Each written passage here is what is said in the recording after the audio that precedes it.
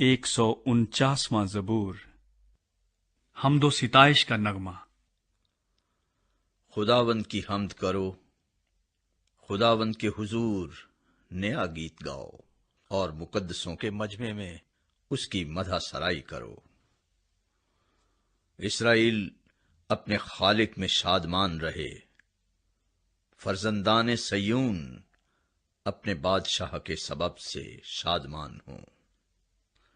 وہ ناچتے ہوئے اس کے نام کی ستائش کریں، وہ دف اور ستار پر اس کی مدح سرائی کریں، کیونکہ خداوند اپنے لوگوں سے خوشنود رہتا ہے، وہ حلیموں کو نجات سے زینت بخشے گا۔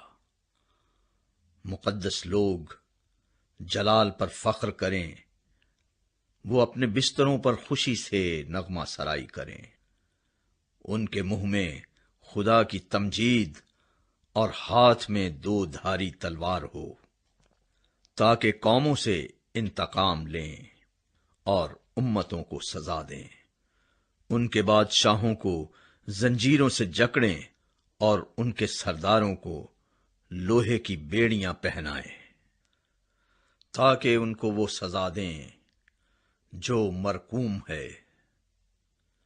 اس کے سب مقدسوں کو یہ شرف حاصل ہے، خداوند کی حمد کرو۔